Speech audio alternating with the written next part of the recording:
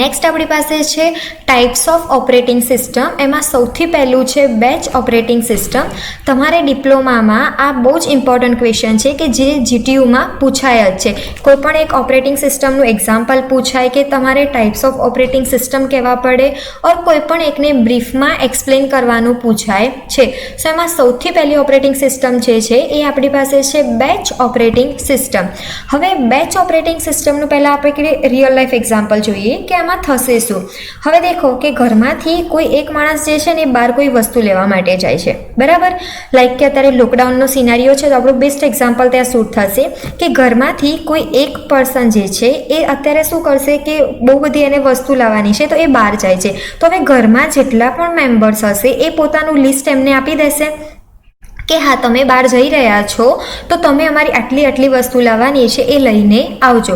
તો હવે જે પર્સન બહાર જઈ રહ્યા છે એ શું કરશે, એનું લિસ્ટ બનાવી દેશે કે ગ્રોસરી શોપમાંથી કોની વસ્તુ લાવવાની છે, મેડિકલમાંથી કેટલી વસ્તુ લાવવાની છે, દેન સપોઝ કે મોલમાં જવાનું છે તો મોલમાંથી કિડ્સ સેક્શનમાંથી શું લાવવાનું છે. મતલબ કે જે શોપમાં જવાનું છે, જે વસ્તુ લાવવાની છે એ બધાનું એ શું બનાવી દેશે, એક અલગથી લિસ્ટ બનાવી દેશે. હવે જ્યારે પર્સન મોલમાં જાય છે અને કિડ્સ સેક્શનમાં જાય છે તો ઘરમાં જેટલા પણ કિડ્સ માટેની વસ્તુ લાવવાની હશે એ બધી એ પહેલાં ત્યાંથી લઈ લેશે. હવે દેખો કે કિડ્સ માટેની વસ્તુ પણ લાવવાની છે અને સામે ગ્રોસરી પણ લાવવાની છે. તો એ પહેલાં એવું નહીં કરે કે એક વખત કિડ્સ સેક્શનમાં જાય અને ત્યાંથી વસ્તુ લઈ લે, પછી ગ્રોસરીમાં જાય અને ત્યાંથી વસ્તુ લે.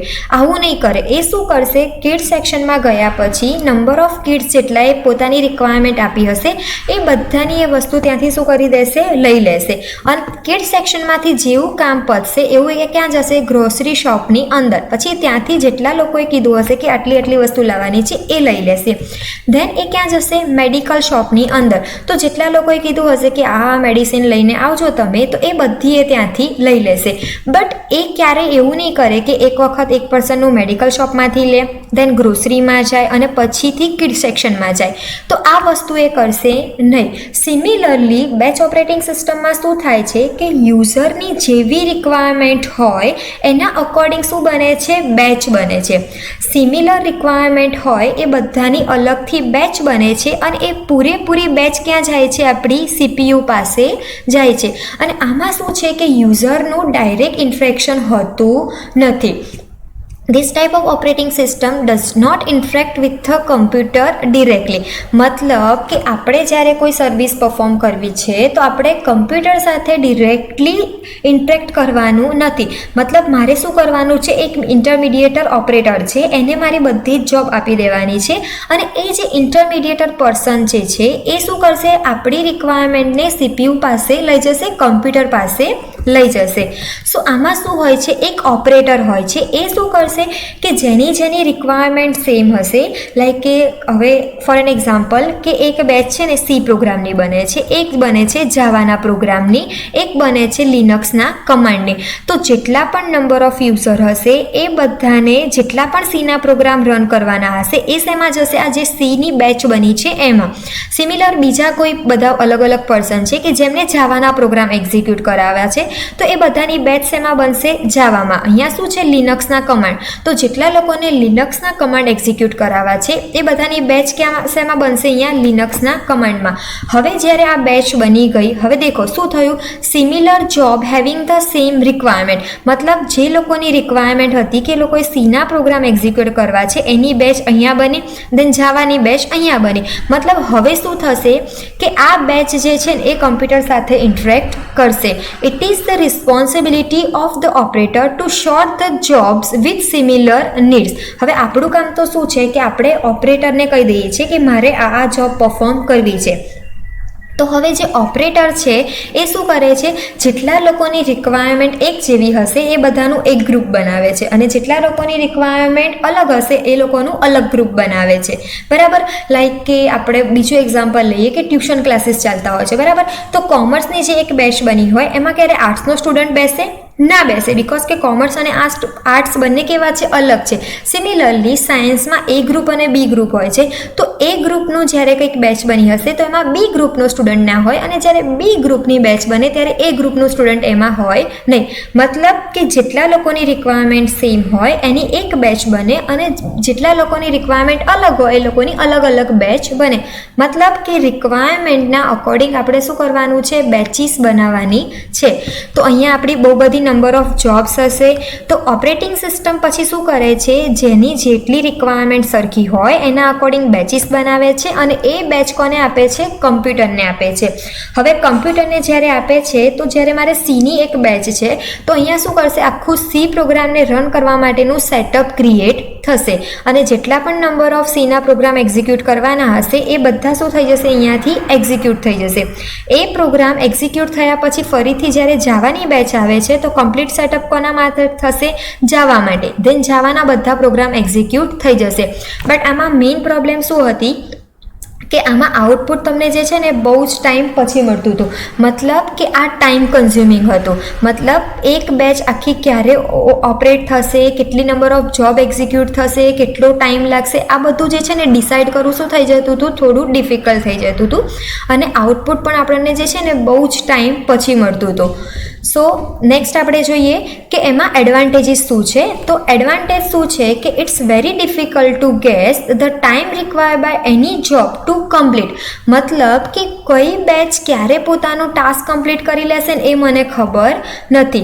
Multiple user can share the batch system. હવે બહુ બધા યુઝર હશે ને એ આ એક બેચ સિસ્ટમને શેર કરી શકશે. ફોર એન એક્ઝામ્પલ આપણે જે સીનું લીધું કે જે સીની બેચ બની છે તો સીના જેટલા પણ યુઝરને સીના પ્રોગ્રામ રન કરવા હશે એ બધા આ બેચને યુઝ કરી શકશે. સો મલ્ટિપલ યુઝર આ બેચને શેર કરી શકે છે. અને આમાં શું થાય કે મારે જે છે ને કઈ જોબ ક્યારે કમ્પ્લીટ થશે, કેટલો ટાઈમ લાગશે એ હું ગેસ કરી શકું નહીં. અને ideal time for batch system is very less, because કે જ્યારે એક બેચનું કામ કમ્પ્લીટ થાય છે ને તો બીજી બેચ રેડી જ છે પોતાના એક્ઝિક્યુશન માટે. એટલે આપણે આઈડિયલ જે છે ને બેચ આઈડિયલ ક્યારેય બેસશે નહીં. હવે ડિસએડવાન્ટેજ જોઈએ તો computer operator should be well known with batch system. મતલબ કે જે માણસ હેન્ડલ કરી રહ્યું છે આ બધી બેચીસને એને કેવી કેવી બેચ છે ને એ એને ખબર હોવી જોઈએ. કેમ? બિકોઝ કે આપણે ડાયરેક્ટ તો ઇન્ટરેક્ટ કરતા નથી. કોણ ઇન્ટરેક્ટ કરે છે? આ જે ઓપરેટર્સ છે એ. સો ઓપરેટર્સ જે છે એને દરેક કેટલી પણ બેચ બની છે એ બધાની ખબર હોવી જોઈએ. જેમ કે આપણા ઘરનું એક્ઝામ્પલ લીધું કે જે બી પર્સન બહારથી વસ્તુ લેવા જાય છે એમને કોને કોને શું લિસ્ટ આપ્યું છે ને એની ખબર હોવી જોઈએ. જો એમને એ જ ખબર ના હોય તો એ શું પ્રોડક્ટ લઈને આવે આપણા માટે. નેક્સ્ટ છે batch systems are hard to debug. મતલબ કે હવે આપણે તો શું કર્યું છે, સપોઝ કે એક બેચ બનાવી આપણે 15 પ્રોગ્રામની સીના, તો હવે એમાંથી કયા પ્રોગ્રામમાં શું પ્રોબ્લેમ થઈ એ આપણે કઈ રીતે ડીબગ કરી શકીએ.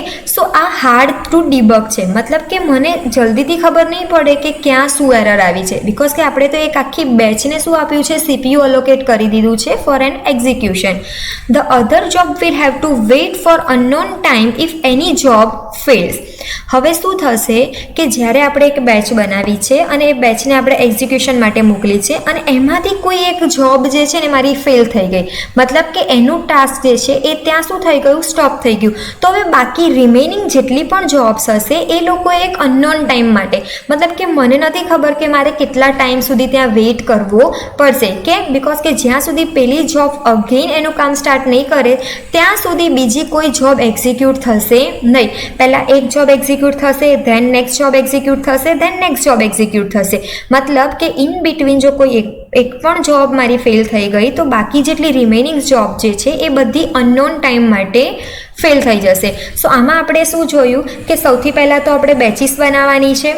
બેચ કઈ રીતે બનશે કે જેની રિક્વાયરમેન્ટ સરખી હશે એના અકોર્ડિંગ આપણે બેચ બનાવીએ છીએ. હવે બેચ કોની બને છે? જોબની બને છે, બિકોઝ કે આપણે ઓએસની ભાષામાં એને જોબ કહીશું. તો જે લોકોની જોબ સરખી હશે એ લોકોની આપણે શું એક બેચ બનાવીશું અને એ બેચ પછીથી શેમાં જાય છે? એક્ઝિક્યુશન માટે જાય છે.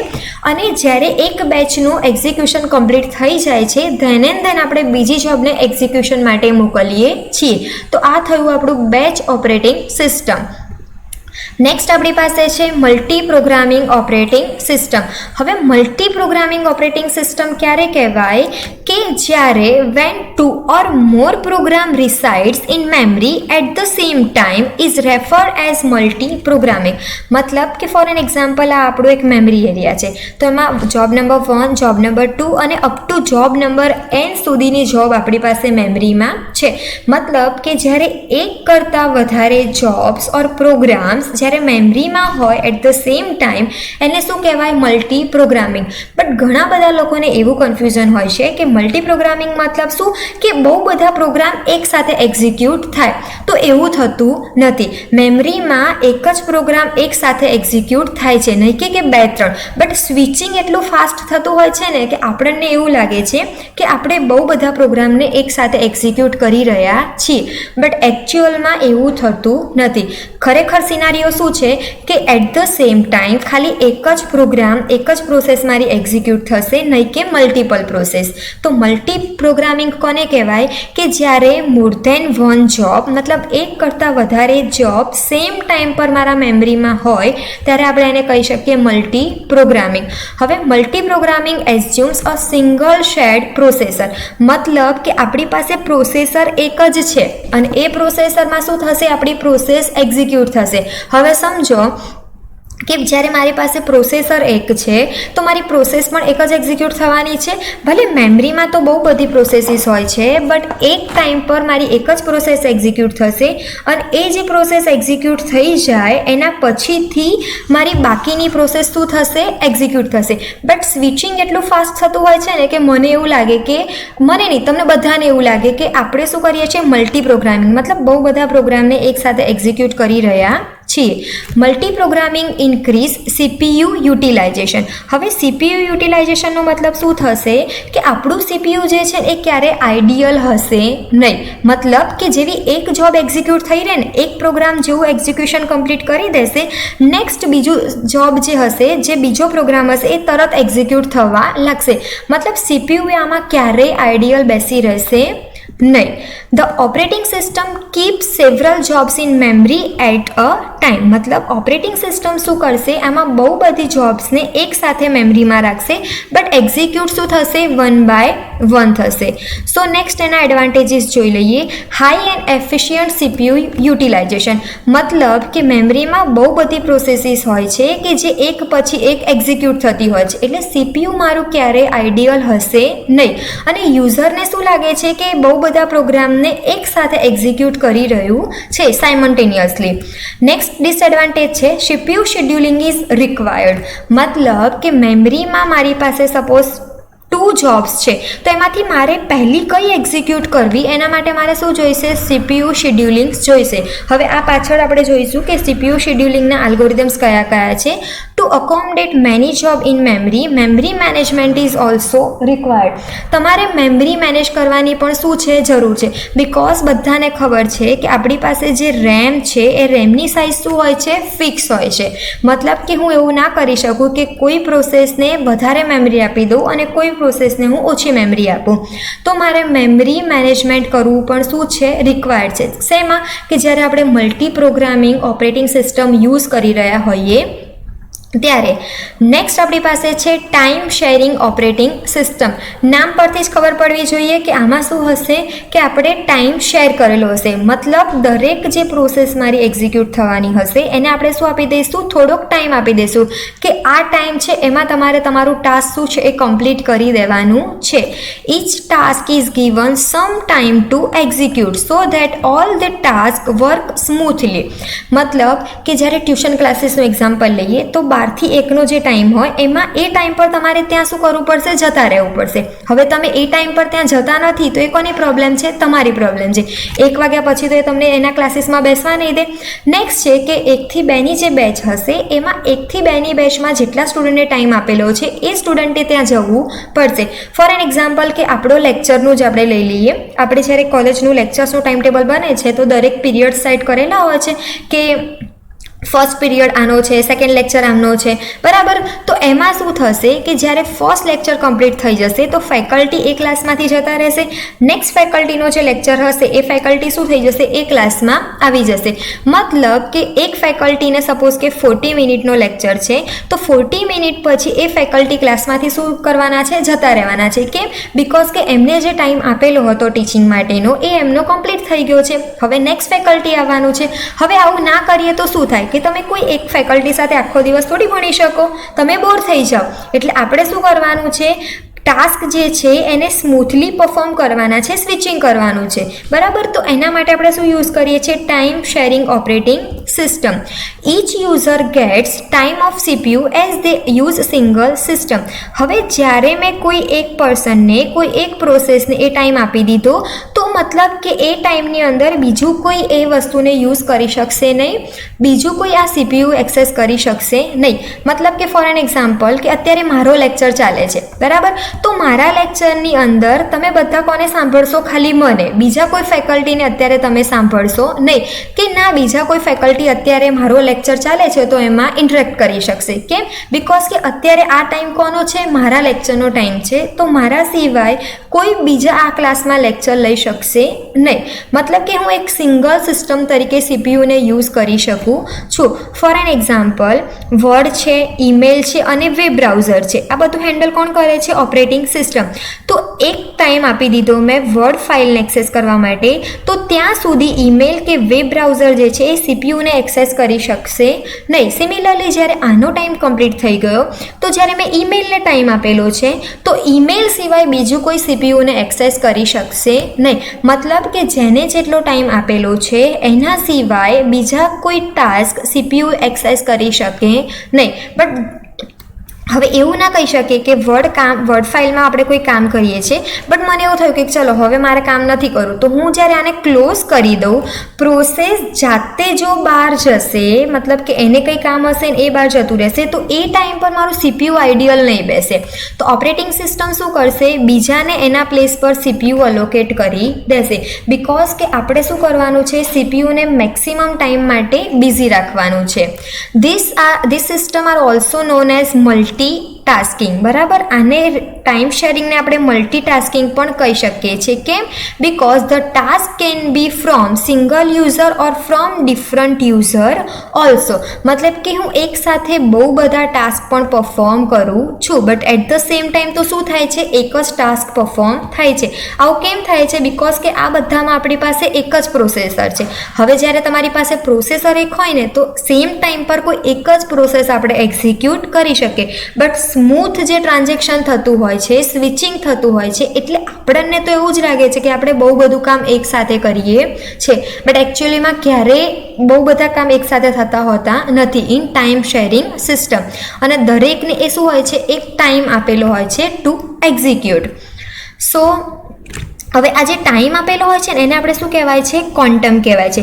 લેટર ઓન સેક્શનમાં આપણી પાસે બહુ બધા CPU શેડ્યુલિંગ આલ્ગોરિધમ આવશે, તો એમાં જે છે ને એ એક આલ્ગોરિધમ આવશે રાઉન્ડ રોબિન ને બધા, એમાં આપણે આ ક્વોન્ટમ વર્ડનો યુઝ કરીશું. ક્વોન્ટમ મતલબ કે મેં કોઈને સ્પેસિફિક ટાઈમ આપી દીધો તો એ ટાઈમ સિવાય બીજું કોઈ CPUને એક્સેસ કરી શકે નહીં.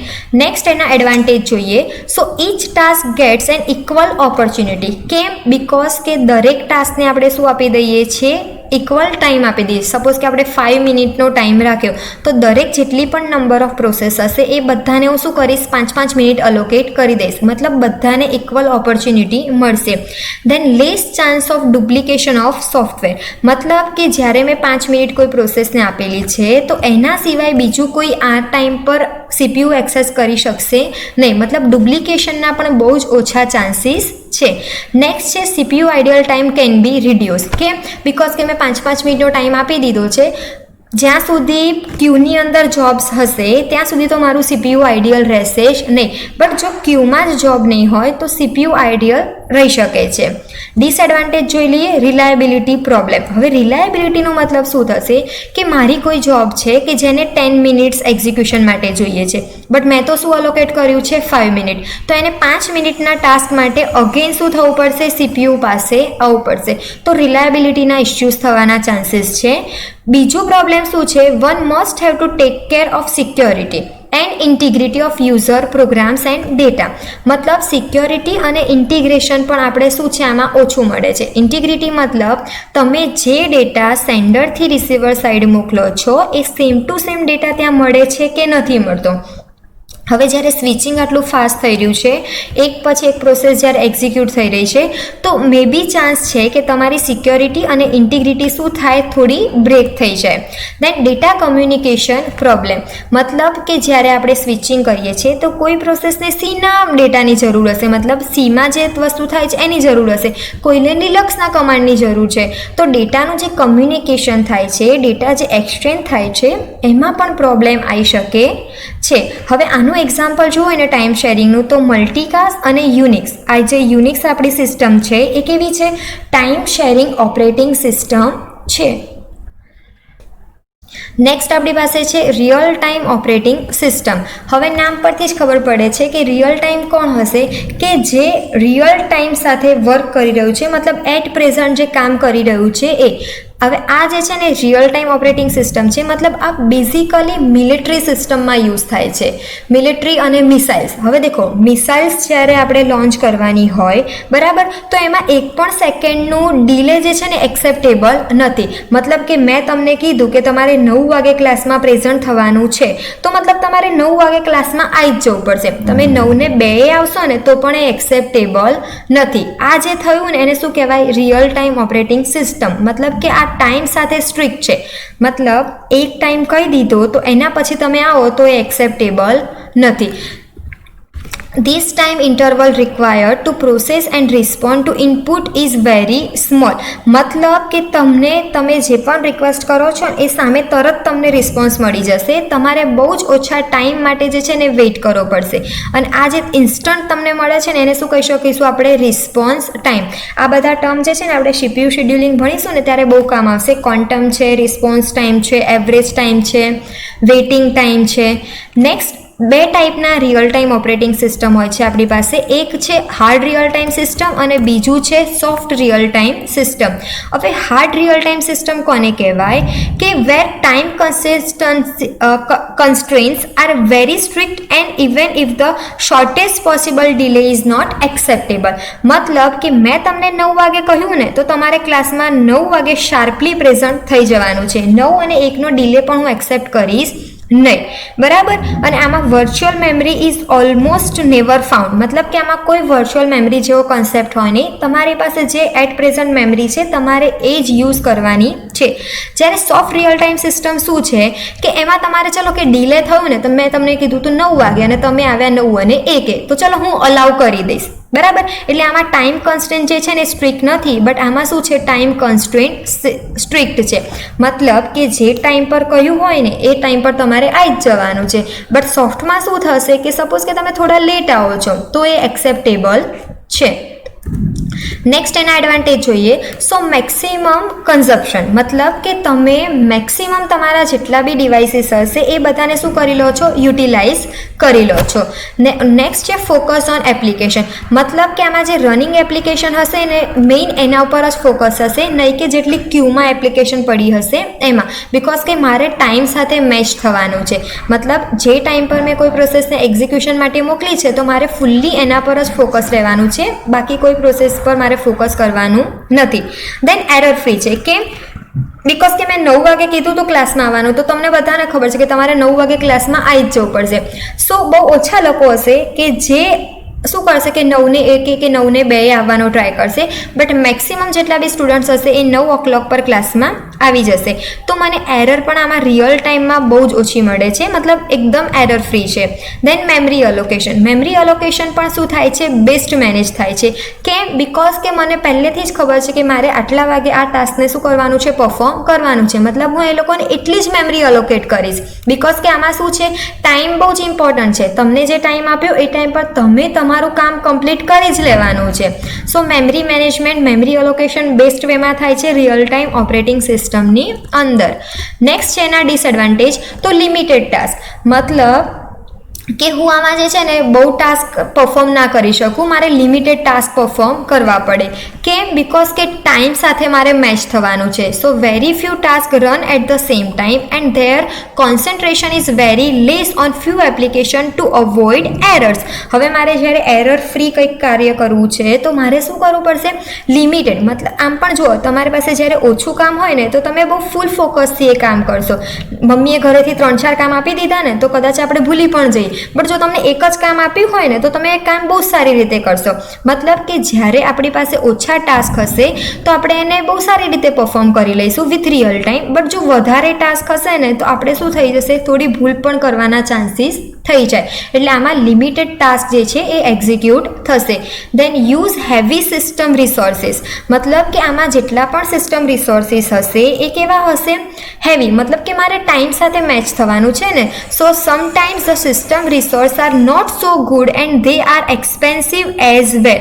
બિકોઝ રિયલ ટાઈમ જે છે ને એ મિસાઇલ્સ ને એ બધું જે થાય છે ને સાયન્ટિફિક વસ્તુ એ બધામાં યુઝ થાય છે.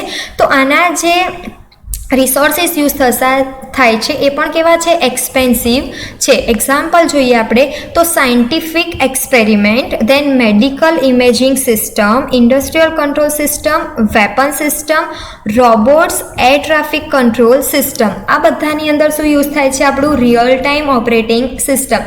હવે દેખો, ક્યારેક કોઈ સાયન્ટિફિક એક્સપેરિમેન્ટ કરવાનું હોય તો એમાં એક પણ ટાઈમનો ડિલે જે થાય એ એક્સેપ્ટેબલ હોય ના હોય. બિકોઝ કે જે ટાઈમ પર એક્સપેરિમેન્ટ કરવાનો હોય એ જ ટાઈમ પર એક્સપેરિમેન્ટ થવું જોઈએ અને એને જેટલા પણ રિસોર્સિસને બધું મળવું જોઈએ એ પણ એ જ ટાઈમ પર એને મળી જવું જોઈએ. સો આજના લેક્ચરમાં આપણે શું જોયું?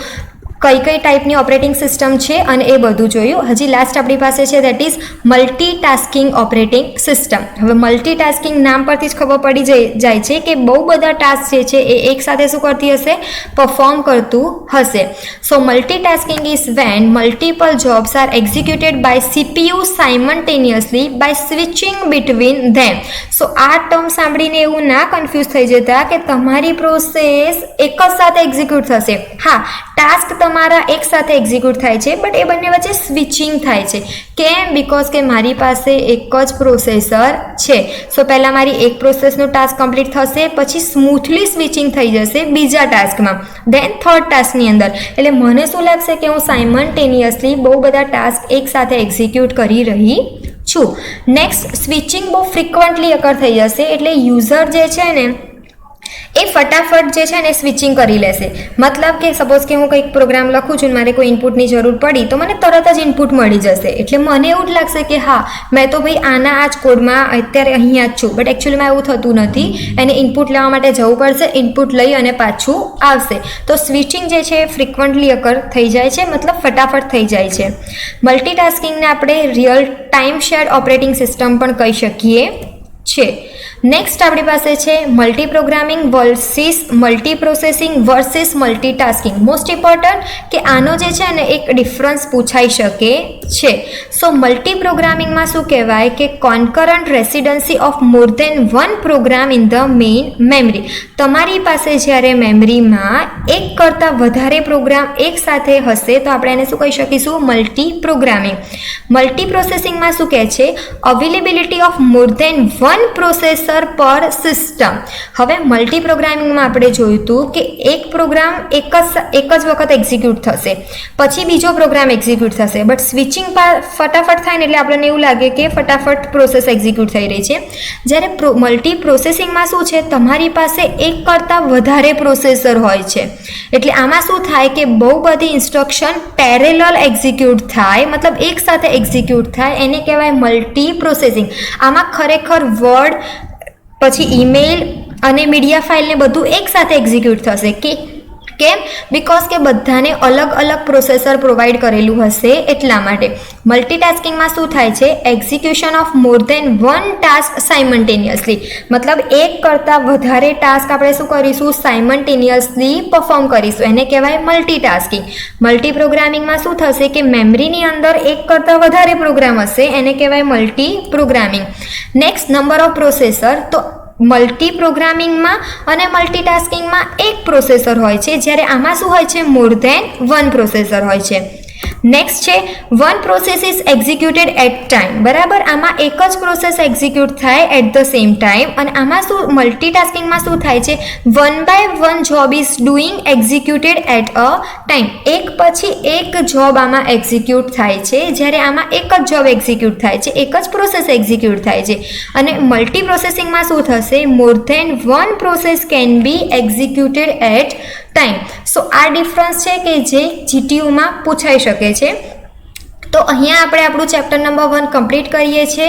થેન્ક્સ ફોર લિસનિંગ મી. જો તમને મારી એફર્ટ ગમી હોય તો please like and share my video. Thank you so much.